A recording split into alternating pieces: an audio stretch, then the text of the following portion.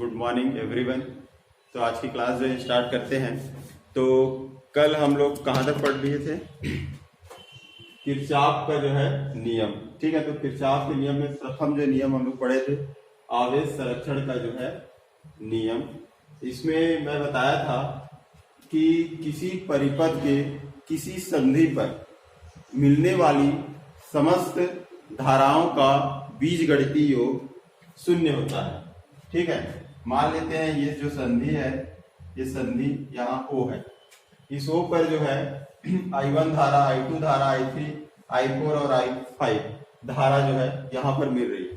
ठीक है, यहाँ पे I1 धारा जो है इस संधि की ओर जा रही है, I2 धारा भी जा रही है और I3, I4, I5 जो धारा है ये संधि से जो है बाहर निकल रही है।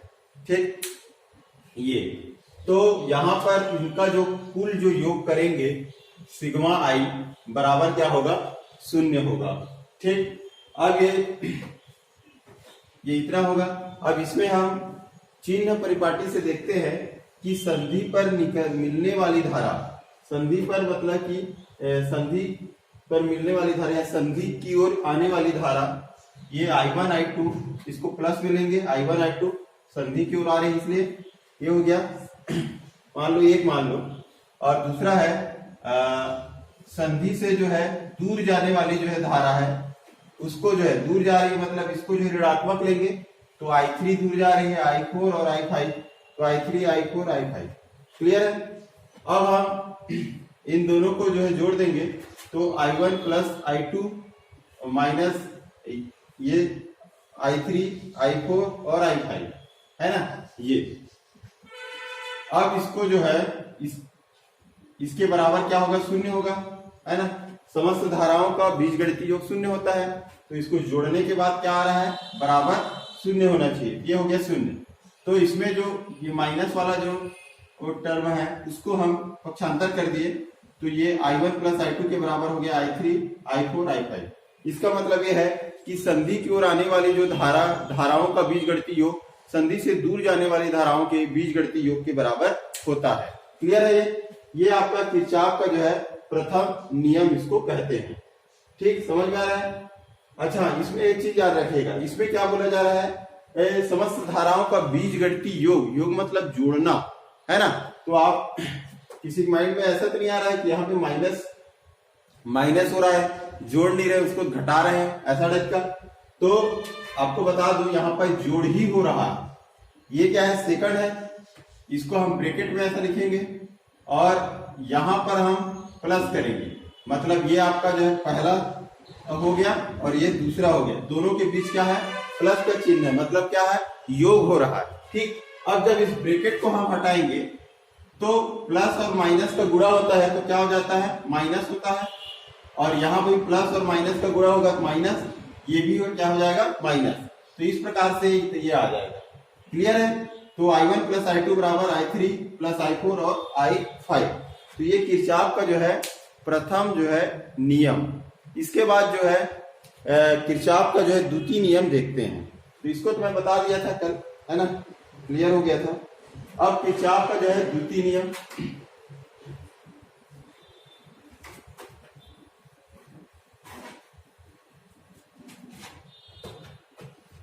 ठीक है। किरचॉफ का जो द्वितीय नियम या पास या लूप का नियम, किरचॉफ का जो है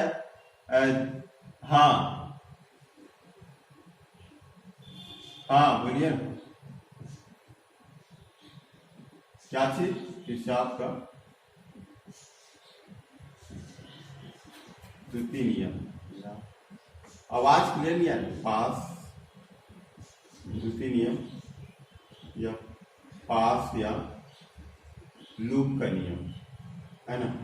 पास या लूप, या इसी को बंद जाल बोलते, बंद जाल का नियम। ठीक है, तो किरचॉफ का द्वितीय नियम पास, लूप या बंद जाल का नियम, है ना, इसको जो है बोलते हैं। तो किरचॉफ का जो द्वितीय जो नियम है ये क्या है? तो इसको जो है हम देखते हैं। पहले एक सर्किट बना लेते हैं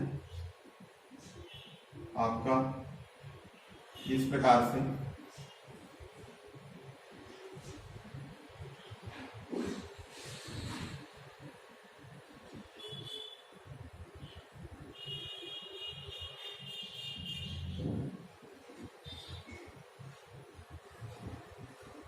ये है ना, ए बी सी डी ई और एफ। क्लियर है?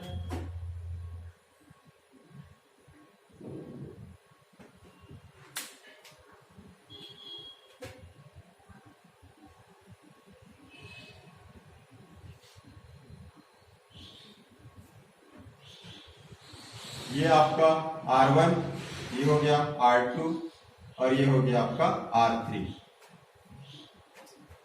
ठीक, ये दिखाई दे रहा है आप लोगों को किरचॉफ का जो द्वितीय नियम है। तो यहाँ पे पास या लूप या बंद जाल बोला जा रहा है। तो यहाँ पर ये पूरा जो सर्किट जो है बंद है, क्लोज्ड है ना। तो मतलब ये क्या है, बंद जाल बोल दिया जाए, है ना। तो अब यहाँ पर बंद जाल जो है दो है, एक तो ए बी सी डी ए है और दूसरा जो है आपका B E F C B है ना। ये दो जो है बंद जाल है।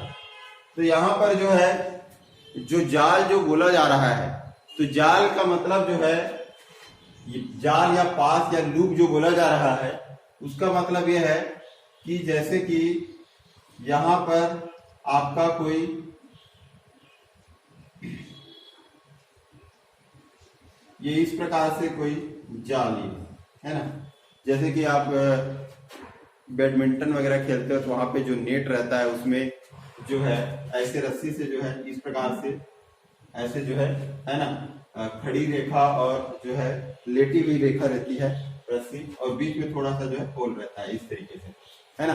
तो इस प्रकार से एक वो जो जाल बोला जाता है ना, या मछली पकड़ने का जो रहता है वो।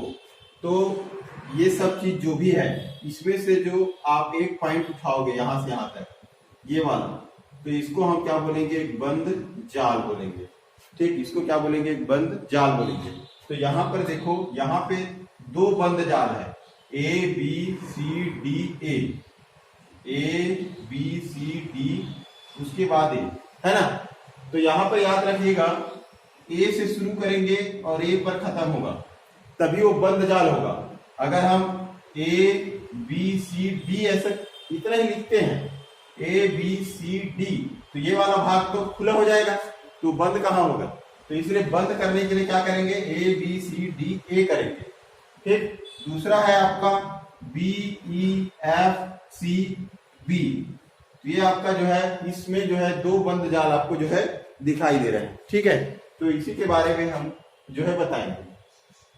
तो समझ में आ गया, बंद जाल या पास या लूप, है ना, किसको कहते हैं। तो ये है। अब हम इस किरचॉफ का जो द्वितीय नियम है ना, इसका जो क्या चीज, हाँ हाँ हाँ, तो ये आपका सर्किट है ना, किरचॉफ का जो द्वितीय नियम का, इसमें जो शब्द आया है पास या लूप, या इसको बंद जाल बोलते हैं, है ना। तो बंद जाल का मतलब है कि आप जो भी जाली वगैरह देखते हो, उस जाली का एक छोटा सा जो पार्ट है, छोटा सा जो पार्ट है, उसको हम बोलेंगे क्या है, बंद जाल बोलेंगे। ठीक है, ये ऐसा जो पूरा रहेगा, ये आपका इस तरीके से, इसमें एक छोटा सा जो पार्ट है उसको हम क्या बोलेंगे, बंद जाल बोलेंगे। ठीक, तो बंद जाल, तो यहाँ पर जो है आपको ये ऐसा दिखाई दे रहा है। तो ये एक और दो, दो क्या है, बंद जाल यहाँ पर दिख रहा है, दो बंद जाल दिख रहा है। अब इसका नाम दे दिए हम ए बी सी डी, है ना। तो ए बी सी डी ए, ये एक हुआ, है ना, ए बी सी डी ए, ये एक बंद जाल हुआ। दूसरा है B E F C B, ये आपका दूसरा हो जाएगा, बी ई एफ सी और बी, है ना। याद रखिएगा, इसको पूरा क्लोज करना है, यहां से चलेंगे ए बी, फिर सी, फिर डी, फिर ए, यहां तक आएंगे, तब ये क्लोज होगा, बंद होगा। ठीक है, अगर आप ए बी सी डी लिखते हो तो यहां आगे नहीं जा रहे हो, मतलब वो खुला हो जाएगा। तो यहाँ पर बंद जाल बनाने के लिए जहां शुरू करोगे वहीं पे तो आपको आना है। जैसे ए से शुरू करोगे तो ए पर ही खत्म होगा, बी से शुरू करोगे तो बी पर ही खत्म होगा। ठीक है, तो ये आपका जो है बंद जाल हुआ। क्लियर। अब इसमें जो है धारा बह रही है क्या, आपका I1 धारा बह रही है, ठीक है, I1 I2 धारा बह रही है, ठीक, और यहां पर जो है I1 प्लस जो है I2 जो है धारा, ठीक। अब देखो यहां से जो है I1 धारा जो है बह रही है, ये अब ये इधर आ रही है, और I2 धारा जो है इधर से निकल रहे हैं। अब ये दोनों जो है इधर नीचे आ रहे हैं, तो दोनों आ रहे हैं, तो दोनों का योग हो जाएगा I1 प्लस जो है I2। क्लियर है। अब इसमें हम एक चीज याद रखिएगा, धारा की विपरीत अगर हम चलेंगे, अगर धारा जो है इस दिशा में जा रही है और हम अगर इस साइड ऐसे चल रहे हैं, है ना, इस तरफ अगर हम चल रहे हैं, तो यहां पे क्या है, हमको जो है निगेटिव जो है लेना है, ठीक है। इसका मान क्या हो जाएगा, आपका निगेटिव लेना है, ऋणात्मक जो है मान लेना है, ठीक। मतलब धारा का मान क्या हो जाएगा, ऋणात्मक। और अगर हम इस दिशा में, धारा की दिशा है और इसी दिशा में हम चल रहे हैं, तो धारा का मान क्या लेंगे, हम धनात्मक लेंगे, ठीक है। समझ में आ रहा है। तो ये आपका जो है, इसमें ऋणात्मक मान लेना है और इसमें क्या है, धनात्मक मान लेना है। क्लियर यहां तक। अब दूसरा पॉइंट हम देखते हैं,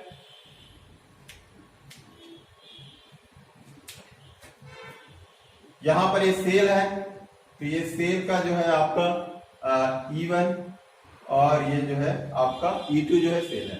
तो इसको क्या है, अगर हम माइनस से जो है प्लस की ओर जा रहे हैं, तो ये आपका जो है धनात्मक होगा, ठीक। और प्लस से जब माइनस की ओर आएंगे, तो ये क्या हो जाएगा, आपका ऋणात्मक होगा। तो इसको याद रखिएगा, अगर माइनस से प्लस की ओर जाओगे, माइनस से प्लस तो धनात्मक, और प्लस से माइनस की ओर आओगे तो क्या होगा, आपका ऋणात्मक जो है मान होगा, ठीक। ये और ये माइनस से प्लस की ओर जाओगे, मतलब ये वाला जो है सेल का जो एक सिरा माइनस है, इधर जाएंगे हम तो प्लस हो रहे हैं, तो इसका मान क्या हो जाएगा, प्लस। अगर प्लस से आप माइनस की ओर जाओगे तो इसका मान क्या हो जाएगा, माइनस। क्लियर है यहां तक। यहां तक समझ में आया क्या कि नहीं आया? अगर नहीं आया होगा तो फिर नहीं बनेगा, है ना। आया कि नहीं आया? हेलो,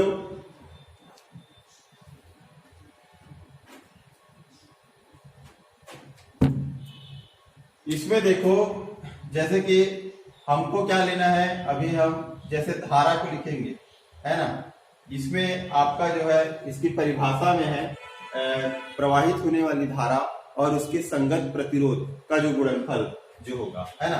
तो जब हम ये धारा की, मान लो ये दिशा है, धारा के ये इधर दिशा है, और हम जो है यहां से B से जो इधर जा रहे हैं, तो धारा के विपरीत जा रहे हैं, तो धारा के विपरीत जा रहे हैं, तो यहाँ पे हम I2 जो है ये क्या होगा, आपको ऋणात्मक में लेना है।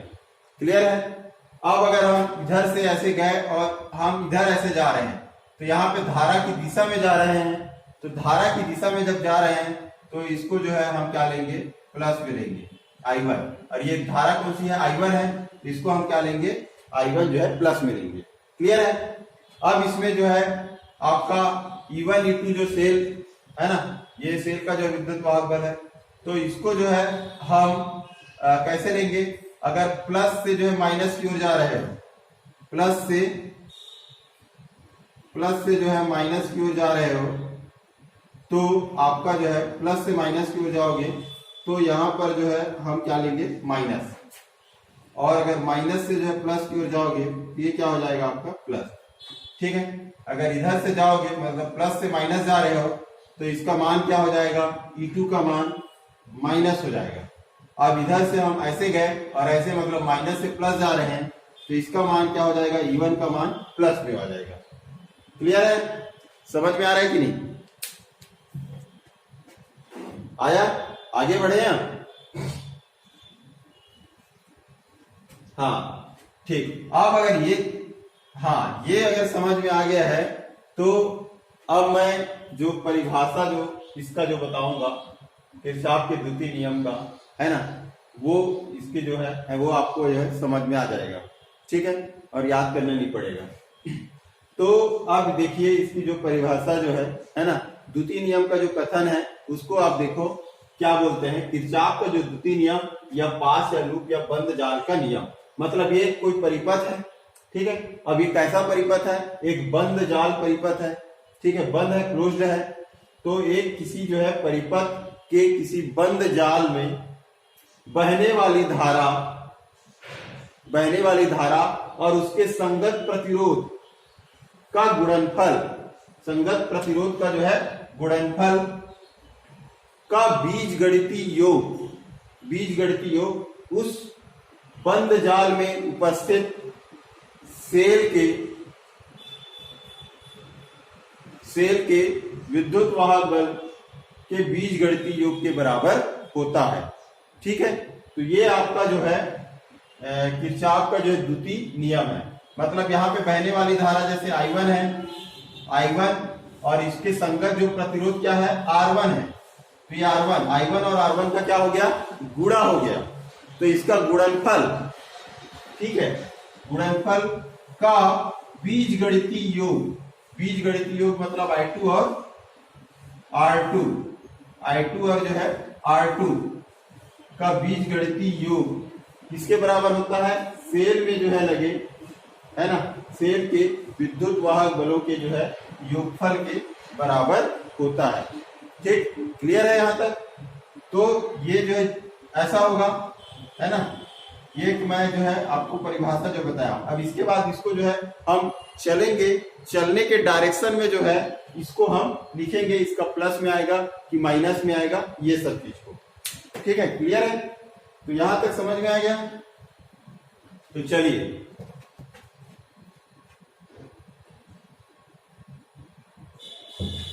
तो इसके आधार पर अब हम देखते हैं, हाँ ये तो I1 प्लस जो है I2। अब हम जो है चलना शुरू करते हैं, इधर से A से शुरू करते हैं, मान लो A से B, अब B से जो इधर जा रहे हैं, तो B से इधर जा रहे हैं, मतलब कि क्या हो रहा है, धारा के विपरीत जा रहे हैं। तो धारा के विपरीत जा रहे हैं तो यहाँ पे क्या आ जाएगा, I2 धारा है और इसके संगत प्रतिरोध क्या है, R2 है। ये अब धारा के विपरीत है तो इसलिए यहाँ पर कौन सा चिन्ह आएगा, ऋणात्मक चिन्ह आएगा। तो यहाँ पे हो जाएगा ऋणात्मक, क्लियर। उसके बाद यहां से जाने के बाद हम इधर गए, इधर से जो है इस साइड गए, ठीक है, इस तरफ जा रहे हैं तो धारा की दिशा में जा रहे हैं, ठीक है, धारा की दिशा में जा रहे हैं। तो दिशा में जा रहे हैं तो यहाँ पे धारा कौन सी है, I1 है और इसके संगत प्रतिरोध क्या है, R1 है, इसका गुणनफल, ठीक। अब धारा की दिशा में जा रहे हैं तो इसके चिन्ह कौन सा होगा, धनात्मक होगा, ठीक। तो इनका जो है गुणनफल है, इसको हम ऐसा लिख सकते हैं I1 R1 minus I2 R2, ठीक है, बराबर। अब देखो इधर से हम गए, मतलब प्लस से कहां गए, माइनस गए, तो प्लस से माइनस गए, है ना। तो क्या होगा आपका, प्लस से माइनस गए तो ये विद्युत वाहक बल E2 है, इसका मान कैसे होगा, प्लस से माइनस जा रहे हैं तो माइनस में आएगा, तो ये क्या हो जाएगा, माइनस E2। अब ये इधर से हम ऐसे गए, अब माइनस से प्लस जा रहे हैं तो यहां पे क्या है, E1 है विद्युत वाहक बल का मान, तो E1 किसमें है, माइनस से प्लस गए तो ये हो जाएगा आपका प्लस, क्लियर है। अब जो है इसको हम लिख सकते हैं E1 माइनस E2, क्लियर, समझ में आ रहा है। तो ये आपका जो है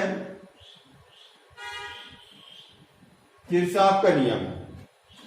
अब इसी को जो है मैं शब्दों में बोल रहा हूं, है ना, कि किरचॉफ का जो द्वितीय नियम है वो किसी परिपथ के बंद जाल में बहने वाली धारा और उसके संगत प्रतिरोध के गुणनफल का बीजगणितीय योग, है ना, बीजगणितीय योग उस परिपथ में लगे सेल के विद्युत वाहक बलों के बीजगणितीय योग के बराबर होता है। क्लियर है? समझ में आ रहा है परिभाषा? ये जैसा इसमें किए हैं उसी को ही हम क्या कर रहे हैं, शब्दों में बोल रहे हैं। ठीक है, तो मेरे ख्याल से समझ में आ गया होगा, है ना? तो ये हो गया आपका इस तरीके से। अब ये तो हो गया हाँ, ये आपका जो है बंद जाल कौन सा में है आपका, ए बी सी डी ए से, ए बी सी डी ए से ऐसा आएगा। दूसरा है आपका B E F C B, बंद जाल, बंद जाल में। अब इसमें देखो ये आपका जो है बी ई है ना, बी ई एफ और जो है सी है। तो इसमें अगर हम देखें तो इसमें क्या दिखाई दे रहा है, जैसे कि मान लो इधर से हम जा रहे हैं, इधर से जा रहे हैं तो यहां पर ये धारा, मतलब इसी दिशा में जा रहे हैं और इसी दिशा में धारा है, तो धारा I1 प्लस I2, यहाँ पे धारा कौन सी है I1 प्लस I2। तो ये I1 प्लस I2 का मान धनात्मक होगा कि ऋणात्मक होगा, बताइए कैसे क्या होगा, क्या होगा, धनात्मक होगा कि ऋणात्मक? धनात्मक होगा। ठीक है, वेरी गुड, क्योंकि यहाँ पे क्या है, हम धारा की दिशा में जा रहे हैं, इसलिए I1 प्लस I2 का मान क्या होगा, धनात्मक होगा। ठीक, अब यहाँ पर देखो, हाँ I1 प्लस I2, अब इसके जो संगत प्रतिरोध कौन सा है, R3 है, तो यहाँ पे क्या हो जाएगा, R3। क्लियर है? अब इधर से हम इधर गए, इधर से हम यहां जा रहे हैं, मतलब यहां भी क्या है, धारा की दिशा में ही जा रहे हैं हम, है ना? ये भी क्या है, धारा की दिशा में ही तो जा रहे हैं, विपरीत कहां है? तो यहाँ पे धारा कौन सी है, I2 है, तो ये I2 जो धारा है ये धारा की दिशा में ही जा रहे हैं, तो इसका मान भी क्या होगा, प्लस में होगा। क्लियर? अब जो है बराबर, अब यहां पर देखो इस बंद परिपथ में जो सेल लगा है वो एक ही लगा है, E2 बस, इधर नहीं लगा है ना? तो इसका मान, और माइनस से प्लस जा रहे हैं तो धनात्मक ही रहेगा, तो यहाँ पे E2 बराबर क्या हो जाएगा, इतना हो जाएगा। क्लियर है? इसको हम ऐसा लिख सकते हैं आपका E2 बराबर I1 प्लस I2 R3, नीचे क्या नहीं दिख रहा है, अच्छा हाँ ठीक, हाँ यहाँ पे I2 के संगत जो प्रतिरोध है वो R2 है, यहाँ पे R2 भी लिखेंगे, है ना? ये हो गया। अब इसका जो है इसको हम साइड चेंज करेंगे, ये हो जाएगा E2 बराबर हम लिख सकते हैं I1 प्लस I2 और ये R3 प्लस जो है I2 और R2, तो ये हो गया आपका। तो ये आपका जो है किरचॉफ का जो है द्वितीय नियम, समझ में आया क्या, किरचॉफ का द्वितीय नियम?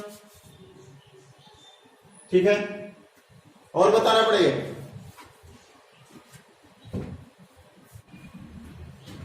तो यहां पर हम देखते हैं जो इसका जो फार्मूला है, फार्मूला जो है आपका अल्फा बराबर R2 माइनस R1 बटे R1 T2 माइनस जो है T1। ठीक, या अल्फा बराबर R2 माइनस R1 बटे R1 N2 जो है T। ये इसका जो है प्रतिरोध ताप गुणांक, इसकी जो परिभाषा है उसको मैं एक बार बता रहा हूं, है ना? इसकी परिभाषा को उसके हिसाब से फिर आप कीजिएगा कि 0 डिग्री सेंटीग्रेड पर 1 ओम प्रतिरोध वाले चालक तार, ठीक है, 0 डिग्री सेंटीग्रेड पर 1 ओम प्रतिरोध वाले चालक तार के ताप को 1 डिग्री सेंटीग्रेड तक बढ़ाने पर उसके प्रतिरोध में जो वृद्धि होती है, बढ़ाने पर उसके प्रतिरोध में जो वृद्धि होती है उसे प्रतिरोध ताप गुणांक कहते हैं। क्लियर है? तो ये आपका जो है प्रतिरोध ताप गुणांक का जो है परिभाषा है ना। एक बार फिर से, 0 डिग्री सेंटीग्रेड ताप पर या 0 डिग्री सेंटीग्रेड ताप पर 1 ओम प्रतिरोध वाले चालक के ताप को 1 डिग्री सेंटीग्रेड बढ़ाने पर उसके प्रतिरोध में जो वृद्धि होती है, प्रतिरोध में, याद रखिएगा, प्रतिरोध में जो वृद्धि होती है उसे प्रतिरोध ताप गुणांक कहते हैं। क्लियर है यहां तक? अब ये हो गया, ये फार्मूला हो गया है ना। अब ये फार्मूला में यहां पर मैं T2 माइनस T1 लिखा हूं, यहां पे केवल T लिखा हूं। तो ये ऐसा क्यों लिखा हूं? क्योंकि अगर 0 डिग्री सेंटीग्रेड पे है तो T1 तो ऑलरेडी 0 हो जाएगा, तो केवल T बस बचेगा, या इसको जो है T2 कर लो तो T2 बस बचेगा, मान के चलिए। ठीक, ये तो अब हम जो प्रश्न जो दिया हुआ है उसके हिसाब से देखिए यहां पर क्या दिया है कि 0 डिग्री सेंटीग्रेड मतलब T1 बराबर 0 और T2 बराबर, वह ताप ज्ञात कीजिए। T2 हमको ज्ञात करना है। क्लियर है? T1 जब 0 डिग्री सेंटीग्रेड है तब प्रतिरोध कितना है? प्रतिरोध आपका है X, प्रतिरोध है आपका X, और T2 यहां पर जो ताप आएगा है ना, वह ताप ज्ञात कीजिए बोल रहा है। तो इस ताप पर प्रतिरोध कितना हो गया? इस ताप पर प्रतिरोध हो गया आपका 3x। ठीक, मतलब ये क्या है आपका, ये वाला प्रतिरोध R1 है, R1 बराबर x, और ये क्या हो गया R2 बराबर क्या हो जाएगा 3x। क्लियर है? अब इसका जो मान है वो इसमें जो रख दीजिए, इस फार्मूला में रख दो, तो मान रखेंगे है ना, कोई भी फार्मूला रखो, दोनों सेम है। ठीक, तो यहाँ अल्फा का मान ये दिया हुआ है, तो अल्फा का मान रख दो 0.4 क्रॉस 10 टू पावर -2 है ना, बराबर R2 का मान क्या है 3x, माइनस R1 का मान x, R1 का मान x बटे R1 मतलब x, और है ना R1, इसको मैं ऐसा लिख देता हूं। ठीक, ये क्रॉस R1 x हुआ, T2 माइनस T1, तो T2 का मान ज्ञात करना है और T1 क्या है 0 है, तो यहां पे केवल T2 आएगा। क्लियर? अब हम देखें, ये हो गया 0.4 गुणित 10 की घात ऋण 2 बराबर, इसको घटाएंगे क्या हो जाएगा 2x बटे क्या हो जाएगा x, क्रॉस जो है T2, तो x से x कट जाएगा, तो बच जाएगा क्या 0.4 क्रॉस 10 टू पावर -2 और 2/T2 बचेगा। अब T2 को इधर 3 गुणा कर दो है ना, तो ये T2 को इधर ले आए, ये हो गया 2 बटे क्या हो जाएगा, ये नीचे आ जाएगा 0.4 गुणित 10 की घात ऋण 2। ठीक, ये हो गया यहां पे।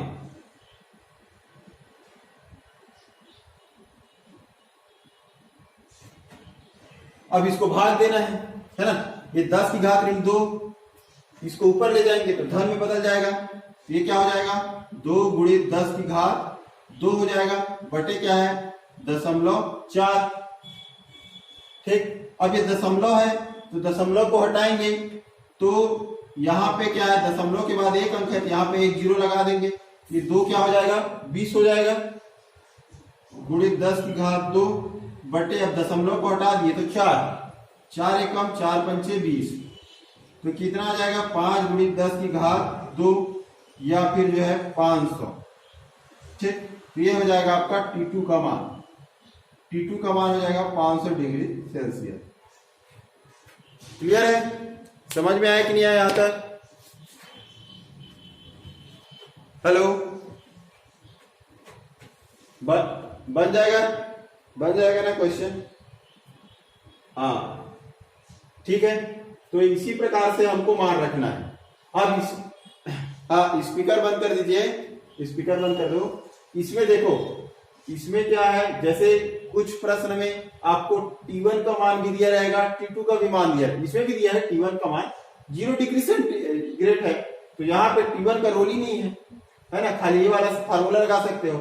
लेकिन अगर T1 के जगह में अगर मान लो दे दिया कुछ भी, मान लो 10 डिग्री सेंटीग्रेड दे दिया, तो यहाँ पे T1 की जगह में हमको 10 लिखना पड़ेगा। ठीक है, इसको बस याद रखिएगा। अभी यहाँ पे क्या है, 0 डिग्री सेल्सियस दिया है। हाँ, कौन क्या बोला था?